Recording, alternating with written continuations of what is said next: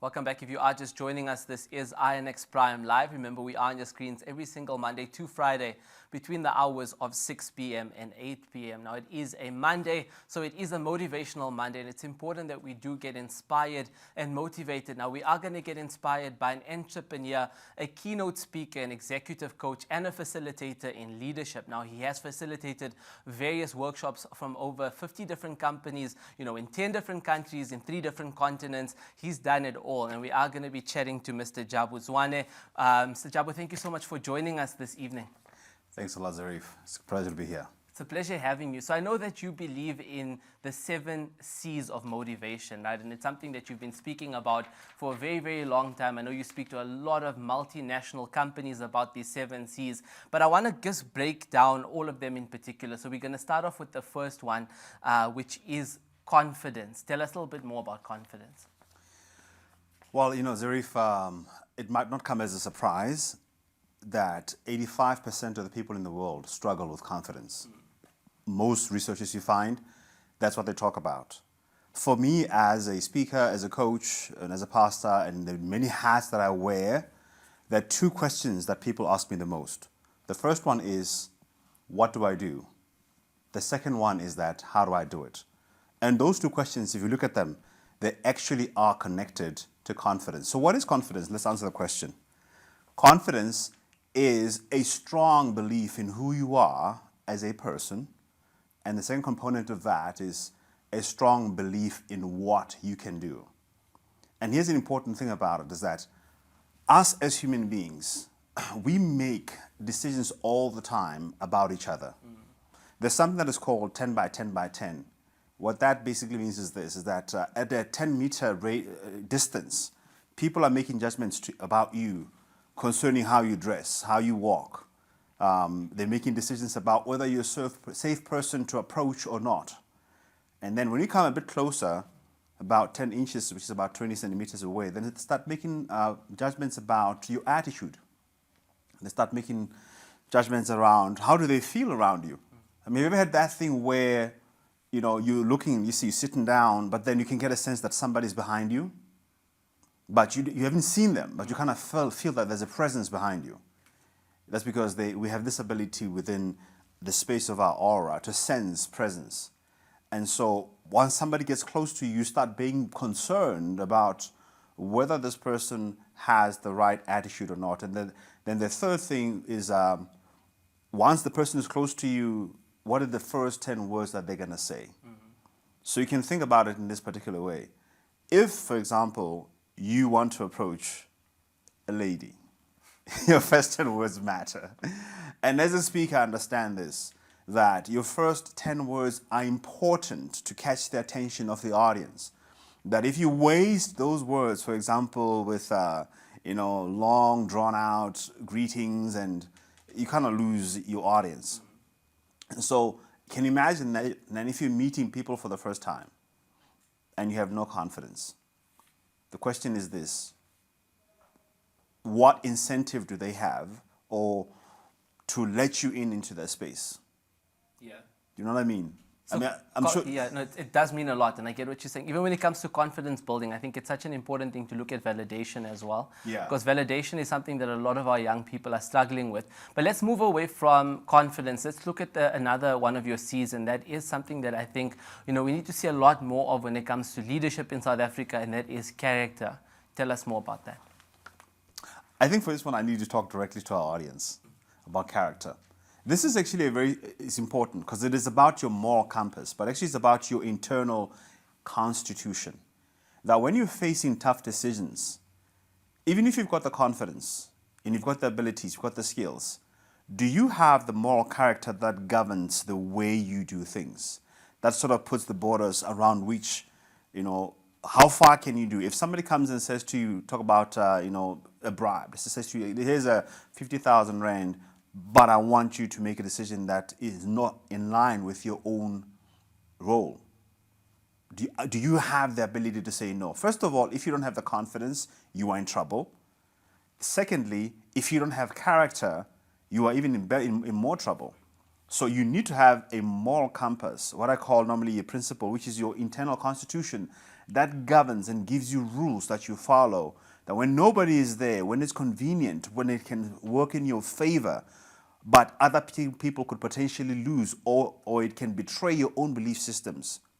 Can you stand on something? Do you have something to stand on? Do you have something that protects the way you do things and guides the way that you do things with people? I think it's so crucial in our country, because in our country we are constantly reading the news about how the people that we trust and put in power have betrayed some of the principles. They betrayed the Constitution. They've taken advantage of, the handbook or whatever you may call it. And the question is that when you are on your own and potentially nobody is going to find out that you have made that decision, what do you account to? So character helps you with that. It gives you that high moral accountability that you submit yourself to, even if you've got the power, even if you've got the authority. Yeah, and I mean, look, we looked at confidence building and character building, which is very important. But let's look at another important C as well, right? And this definitely touches a lot of leadership, but also a lot of corporate leadership. So we know that a lot of your CEOs earn the money that they earn because of the decisions that they make, right? And it takes a lot of courage to make those decisions because it affects a lot of people within an organization or within a whole group of people. But the word that we're looking at is courage. Tell us more about that, C. Look, courage is, again, starting with confidence. If you've got a strong belief in who you are, you still need to have character. If you don't have character, if you've got character, some decisions could require courage. When you have to make the decision, let's say, for example, to downsize, or when you have to make a decision to say maybe to stand up against, let's say, a bully in the market, or, a manager or somebody that is, that's, or something that is pushing you to do the wrong thing. You've got the character and then that governs you, but the things that do you have the courage to stand up? Do you have the courage to stand up for what you believe in? Do you have the courage to sacrifice for what you believe in? Do you have the courage to speak up for what you believe in? And then, because here's the thing about it, is that a lot of people don't want to speak up. It's not only because they can't speak or they don't have the ability to communicate, but because they don't have the courage. They don't have that motivational will to stand up and realize and stand up against threats and say, you know what, even if this harms me, even if this takes something away from me, I'm able and I'm willing to stand up for what I believe in.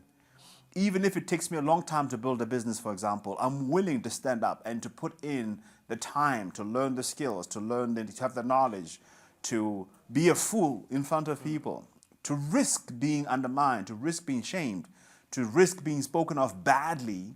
Because the thing about it is that if you're going to do anything meaningful out there in the world and you put yourself out in public, it's very likely that people are going to start saying something about you. There's judgment that's going to come against you. And you need courage to be able to stand up and to do what you believe in, even if nobody else does. Yeah. That's Which very is powerful. often the case. That's very, very powerful. I think the next C, affects a lot of young people and a lot of our youth in the country. And that, I believe that's one of the reasons why, we don't have a lot of young people achieving massive, massive things in the country. I think we have great young people, but there's limitations based on this C. And this is one of the problems we have in the country is consistency. We're not teaching our young people to be consistent. Tell us more about that. Look, consistency at the end of the day, for me, I believe that it is the strongest link in the chain of success. But it's also very, very difficult to be consistent if you don't have confidence, if you don't have character, if you don't have courage. Because consistency is that ability to achieve a certain high level of success, or outcome over a period of time. I don't blame the young people so much, but I also blame the societal structure that we have, where there is, we sold instant gratification all the time. Whether it's tenderpreneurs, whether it's the lottery, whether it's the influencer market that tells you if you start going on YouTube and start doing this, you're going to start making a lot of money. Whether it's all the fleshy things that that are being bombarded with. And let's think about it. The majority of the people that are on social media are young people. They're consuming that content all the time. In terms of mindsets, you and I, we are passively being influenced all the time. We are learning more in a passive state than we actively learn, because we're made that way. Our cognitive faculties, like the way from seeing, hearing, tasting, smelling, all of the senses, 99% of the information you're extracting from the environment, you don't even know that you have extracted it. So this is influencing our young people to think, you know what, the one way to success is speed and is with minimal effort. And so when the reality of achieving great things hits them, which is that you got to put in the hard work, you got to take in some time, you got to develop your skills, and all of that takes a bit of time, then they don't have the psychological fitness to endure the process. And a big part of the psychological fitness has to do with what has been imparted in them in their foundational stages. What have we taught them? If we teach them that success can be instant, that's what they're going to believe. Because you must also remember, it takes them a long time to get to the point where they have full competence in their intellect, in their emotions, in their physicality. Most of the time while they still is being formed, you know. So whatever we say to them, whatever their approved sources of influence, what I call them, parents, teachers, industry leaders, influencers, whatever it is that they're punting all the time towards them, that's what they're going to take in that time while they still don't have sufficient knowledge of their own to make up their own decisions. So a big part of that, I actually blame it on the society. On society, yeah, that's very, very powerful as well. I want to look at the next C, and the first few names that come to mind when I think of the next C is names like Kanye West, names like Elon Musk, Mark Zuckerberg, even the word innovation as well comes to mind, and that is the C called creativity. Tell us more about that. Now think about it this way. You've been consistent, right? And you've been achieving a certain level of excellence, but now you've hit a plateau. You're no longer able to go further. I mean, there are many companies that have fallen flat because they would not allow themselves to think outside of the boxes that they've created. So creativity, Einstein calls it, intelligence having fun. So what that basically means, you got to consider things that you would not ordinarily consider. And for that, you need to be curious. Curiosity is a crucial element of creativity. Now, what I normally say is this: curiosity is actually the opposite of judgment. Because when you make a judgment, you put certain rules and you block yourself within these rules, right? And anything that doesn't line up with the rule, then you don't want to consider. But then creativity challenges you to actually think outside of the rules that you've set up for yourself. And that, how can you cultivate creativity? Learn a new thing every now and then. Most adults don't like to learn a new thing, and that's one of the reasons why our brains become tired of thinking, because we're not practicing thinking consistently. Yeah. You know, learn a new language, learn a skill of some sort. Play around a little bit with AI, for example. I mean, hang around your kids. Look at how your kids think outside the box. Unfortunately, the education system at some point teaches us that you only have to choose between A, B, C, and D, true or false. And the more accurate the description, the more smarter you are. So you're taught compliance. And that's one of the reasons why I mentioned earlier on. Most people don't know what to do and how to do it, because part of our upbringing teaches us to only identify what we should do at the expense of the process of knowing how to know. That's powerful. That's very, very powerful. I just want us to look at the last two C's before we let you go, because it's important that we do cover them really quickly. Sure. We know that communication is one of them, but another one is collaboration, right? And in South Africa, we have this problem where people actually sabotage instead of support. You know, they rather compete instead of collaborate. Let's talk about collaboration real quickly, because I feel like that's a very, very important C before we let you go. Collaboration is about the understanding that, you know what, I'm limited in my own abilities, and that I have to negotiate with you to know what you know, so that if I bring what I know and what you know together, then we're better together, right? There's that African proverb, together we can go far. You can go far, you can go fast by yourself, but only together can we go far. And pretty much all the big business today that are collaborating, let's think about them. Uber, collaborating with partners. Airbnb, they don't have any properties, but then they're collaborating with the guys that have the businesses. Pretty much all the businesses you can think about that are incredible today, they're collaborative businesses, and they're doing extremely well. So you're killing yourself if you don't collaborate. And with collaboration, then you need to learn how to communicate, because communication is that ability to articulate your thoughts with precision, you know, and also to negotiate the terms for yourself, understanding other people's terms, the ability to listen, the ability to understand, the ability to persuade. And I will say this about communication. Most people say this, I'm not a very good communicator. Remember one important thing. As a human being, you have the need to be congruent, to be single-minded. So whatever you say about yourself, that's what the message you program into your brain. And if you keep on saying to your brain, I'm not a good communicator, eventually you don't become a good communicator, and that's all it's going to yield for you.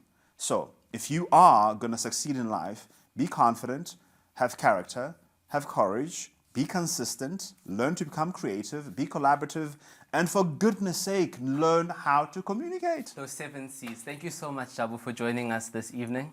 You're welcome, man. Those are very powerful. Guys, don't forget those 7 C's of motivation and success. That was Jabu Zwane, who is an executive coach as well as a facilitator, just sharing with us those moments of motivation on this beautiful Monday motivation segment. Guys, we are just going to take a quick ad break. We'll come right back.